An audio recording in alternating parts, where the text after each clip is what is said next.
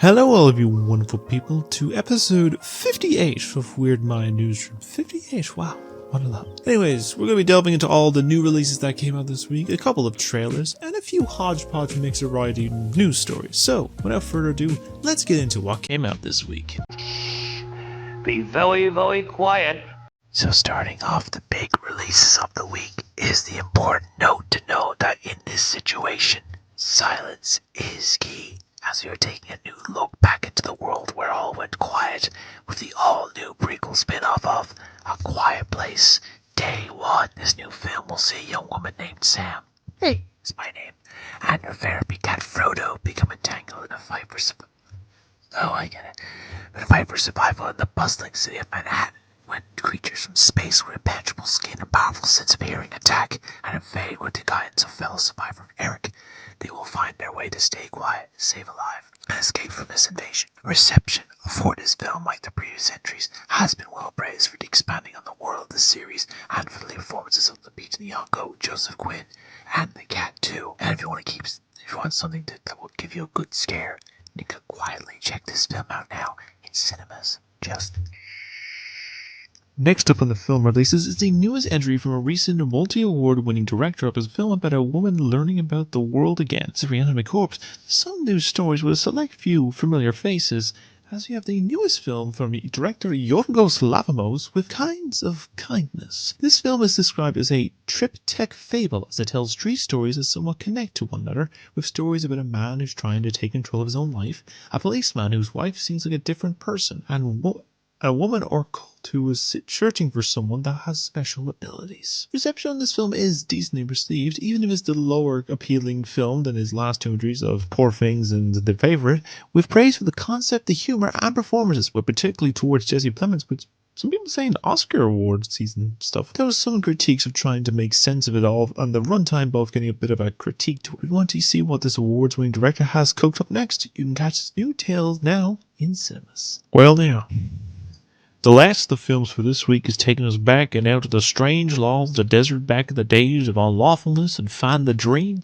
as Kevin Costner has returned to provide a new take on the western frontier with Horizon, the American Saga Part 1. This film's plot will follow the tale of families, friends, and foes discovering the lure of the Wild West in the midst of the civil war that divides the country, travel across the land in search of a new way of life, and the freedom they strive to find. Reception on this film has not been the most well received, though will have the scope and concepts liked and praised, and some of the performances are as well, though the film struggles with balancing so many stories at once that it makes it difficult to be attached to many of the characters in the narrative at this time, even when the film is clocking in exactly 3 hours and 1 minute. While this seems like a concern, it may improve as the parts of the story build out. As the start of a multi-part story, you can catch the first part out now in cinemas, part 2 will be releasing in August, which I'll come back to at a later day, and part 3 and 4 are currently in development. Now things are about to get tense, and the heat will rise for this week's new show release, as after a bit of time and anticipation, it's time for a hefty serving with the release of the third season of The Bear. This season will see all eyes on Carmi, Sydney, Richie, and co. as they are determined to make their fine dining establishment success, become top of the fine dining establishments in the country, and keep the place from fears of shutting down. Reception for this series, like the previous two, has been very well received for its performances, its cinematography, writing, and being another top tier season in a well beloved series, even if similar to likes of Star Wars, The Boys, and I think maybe House of the Dragon, all getting review bombed on the audience side of things. But if you're looking for a delicious series to tuck into, then you can catch the full new season and the previous two seasons now on Disney+. The next entry of this week is getting very spooky,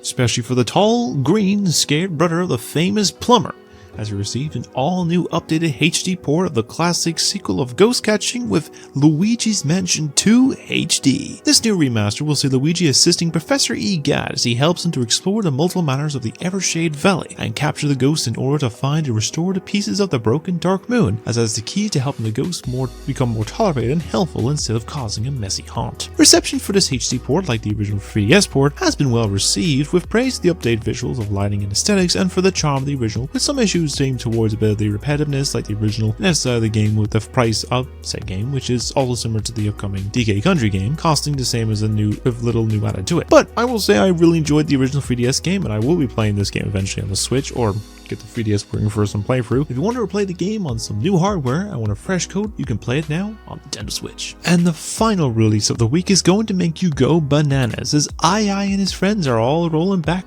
for an all-out rumble with the newest entry of Super Monkey Ball Banana Rumble. This new entry, of course, will have you play as one of the many character choices you spin, roll, and dash your way through multiple challenging levels and puzzles, playing against friends and many others online as you battle to be the leader of the bunch. Reception of the game has garnered some well-received reviews with praise to the new concepts and moves that having the charm of the series that has been beloved for many years. If you want to take it for a spin, you can play this new game out now on Nintendo Switch. And with all that, that's all the new releases that we have for this week. If that was you on the phone and you on the bus, then who was flickering the lights?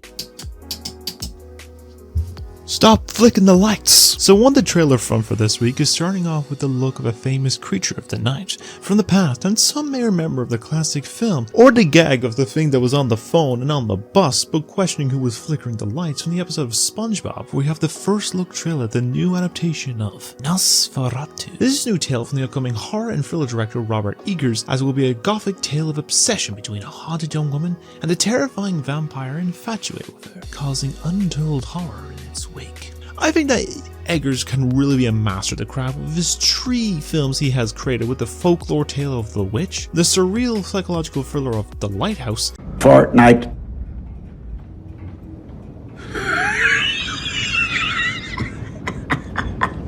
and the great action period piece of The Northman are all really good. And I think that from the very first look at this film, looks like it's sure to be worth its passion project getting made, and hopefully unsettling and tension film for sure. I know in the case there's supposed to be Anya Taylor-Joy also in this movie, but she dropped out for scheduling conflicts. Like, that woman is busy. Like, she got secretly married last year, she's in Furiosa, which people should have watched because it's a really good movie, and she's in like Dune Messiah and all other stuff. So yeah, she's a busy woman, and hopefully Lily Rose Depp will do good. But we can check this out when it releases in cinemas, surprisingly in the US on Christmas Day, and then releasing here on January 3rd of next year. Now, I know the date for the last movie seems like something you do not want to hear in this day and time of year, but we are talking briefly on the festive period, as we have a new holiday-based film on the way from the director of the recent Jumanji films, for the new festive comedy of Red One. This film will see an unknown villain kidnap Santa Claus, and is played by J.K. Simmons from the North Pole, where an elf, an extremely large and formidable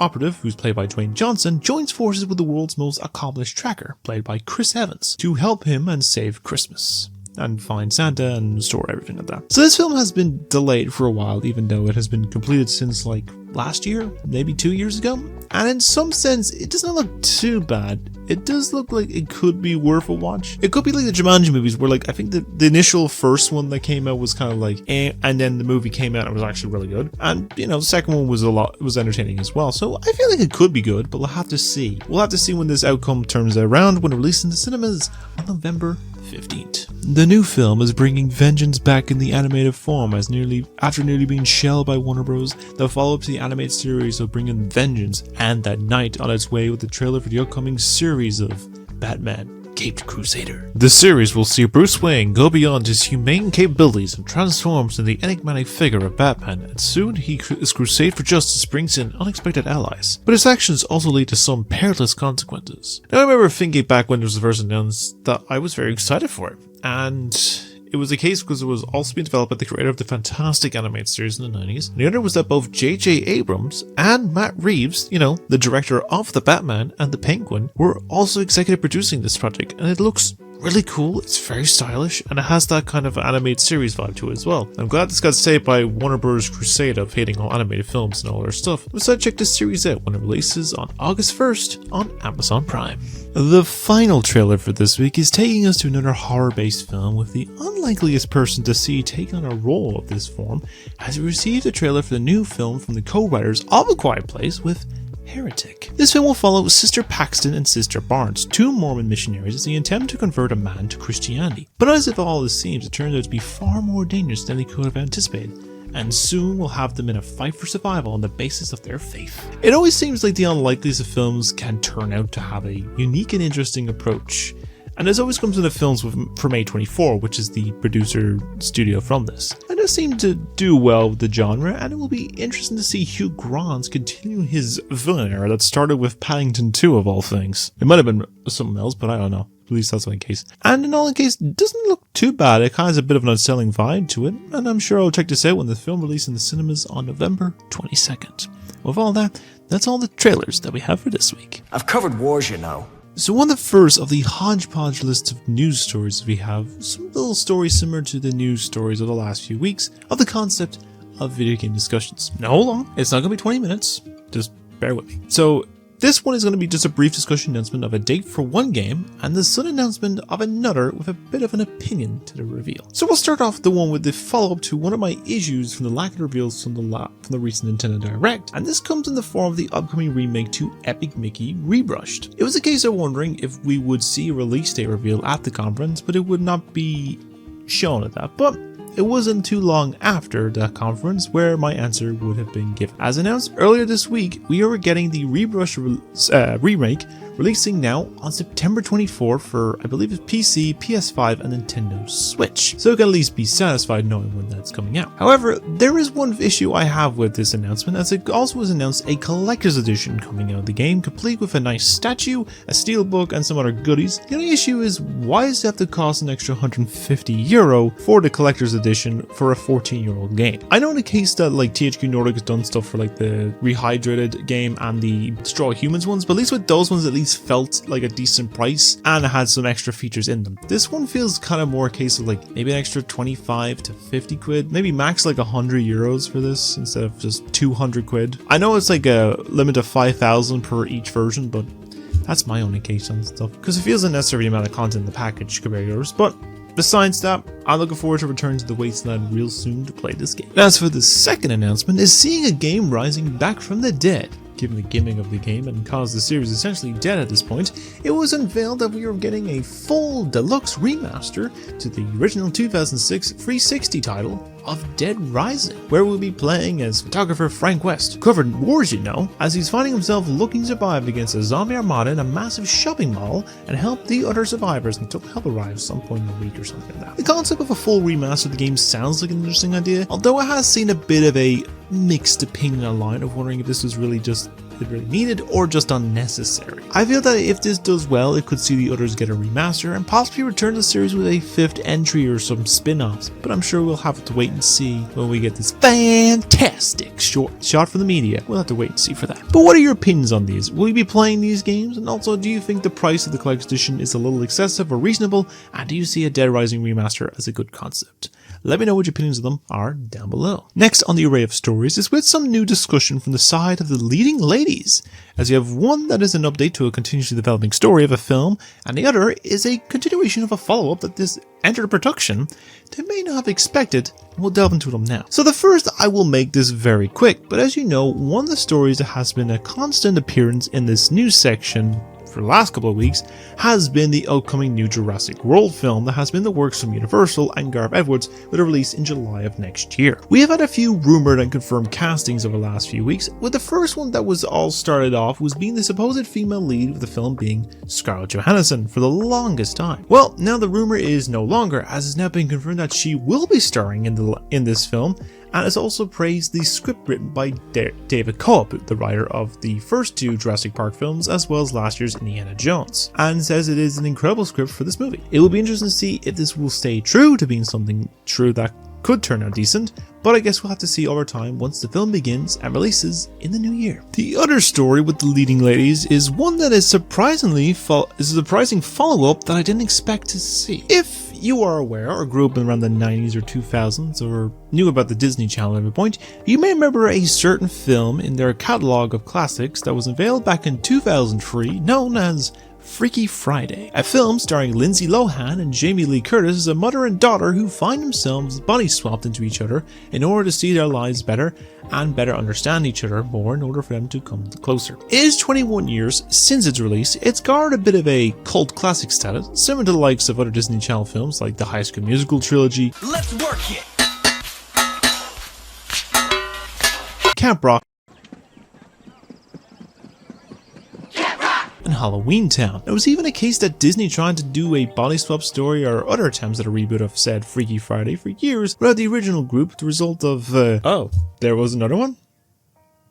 Okay. But that seems to be changing as of this week. Earlier, Because earlier this week, it was announced that the long-dormant sequel to the 2003 original has started production, and also be seeing the return of the original cast in the film, which includes Lohan and Jamie Lee, and some other new faces, as a new image was unveiled showing the production has begun on said film. Now, I'm doubting that we will be releasing by the end of this year, but it looks like if anything, it will be worth a guess if it will release sometime next year. Most likely it probably will be, or if all those fans of the original films rejoice or worry. Either one works. It's usually Disney with these live-action remakes or sequels.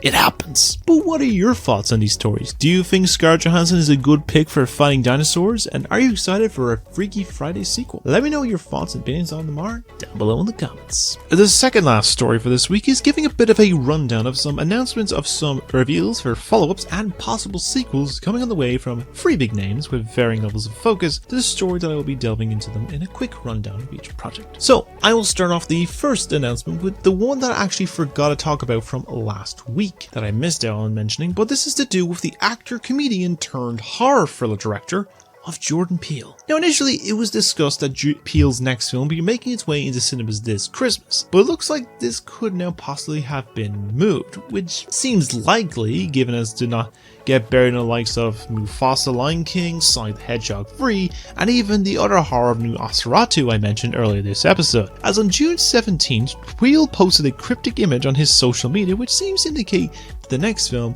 is a bit of a time away. The tease is not anything major, but simply a date of October 23rd of 2026, which will hint at that being either his next film project or the initial Christmas 24 release. Now, this could also be a bit of a twist, as this could also be the release date for the new game that he's working on with Hideo Kojima with OD, but it's hard to say. We know Peele likes to tease and promo his content events in odd ways. Like, for example, when he announced Nope, he unveiled a mysterious poster for the film exactly 1 year out from the US release, and had people guessing for the longest time on what this movie could be about. I'm sure we will learn more about the film whenever it's working on other projects, and I will be for sure checking out this new project from this twisted mind of his. Next on the list is the return to a long requested sequel to a film from the last few years, and that is with the announcement of a sequel to the 2021 Wick-style action film of Nobody, with Bob Odenkirk coming back as a simple suburban man taking justice into his own hands. The film turned out to be surprisingly really entertaining. I will say it, it's a really good film for a brief 90-minute runtime, and it looks like they are planning to do it all again. As announced earlier this week, we are getting the sequel to Nobody on August 15th, 2025, and will be directed by Timo Tjahjanto, known for the films of The Night Comes For Us, as well as the horror thrillers of VHS 2 and VHS 94. It sounds like it is in good hands, in some shape. It will be intriguing to see what members of the cast will return and how much bigger the film is going to be, but I'm looking forward to checking this one out when it comes out next year. The last story just appeared in the midst as I was writing this whole story up, and this was the case with Warner Bros. Announcing the release dates for 2 upcoming projects. While one of them is not the main focus of this story, we do know that we are expecting the next film in the MonsterVerse series to release on March 26, 2027, so about 3 years after New Empire, which gives it time to concept the film, get the titans required they want for this, and find the new director for said film. Besides that, the real story for this week is the announcement of a December 18th, 2026 release for the next film from director Denis Villeneuve. This one has seen the most discussion, as it seems to possibly be one of his 3 other projects that he has working on for the frontrunner for the possibly being the film based on the book of Nuclear War, a scenario from author Annie Jacobsen, based on interviews and scenarios of the world on the cusp of dropping the bombs. While it does sound like an exciting and scary prospect film and could be like another Oppenheimer kind of thing, there is one film that has also come up in conversation about this, and this is of course with the recently confirmed 3rd film based on Dune, and particularly Dune Messiah. You see, shortly after Part 2 released and became the biggest film this year before it was dethroned in 16 days by Inside Out 2, which I still need to watch, they make the announcement that they will have an adaptation of Dune Messiah, but I would wonder if the likes of making a follow-up for the new novel in the series will be feasible in 2.5 years, or if it just needs a little more time, but I'm sure they will explain the case of it with doing something new for the director or returning back to the desert planet come Christmas 2026. But what are your thoughts and opinions on all these announcements? Which one of these are you most excited to watch or know more about? Let me know your thoughts down below and let's discuss them there. The final story for this week is delving into a little bit of animation news and comes in the form of a character so ingrained into pop culture that it has been surprising that it's been this quiet around making a return until this week. And this of course comes in the form of everyone's favorite green ogre of Shrek. It's been nearly 15 years since the release of the last film in the mainline Shrek series, with Forever After releasing it all the way back in 2010 and dubbed as the final chapter of that series. And since then he's appeared in some videos on YouTube, Oh, hello there! as well as seeing a case of a spin-off in the universe in the form of Puss in Boots, with the first film being decent at best, and the sequel being a visual and entertaining masterpiece. A statement you can learn about from my video you can check out on my YouTube channel. And many have wondered if we will see the ogres and the wisecracking donkey return, going off the tease at the end of the Puss in Boots sequel. And it looks like that might be the case, as earlier this week, while promoting his upcoming release of next week's Beverly Hills Cop Axel F,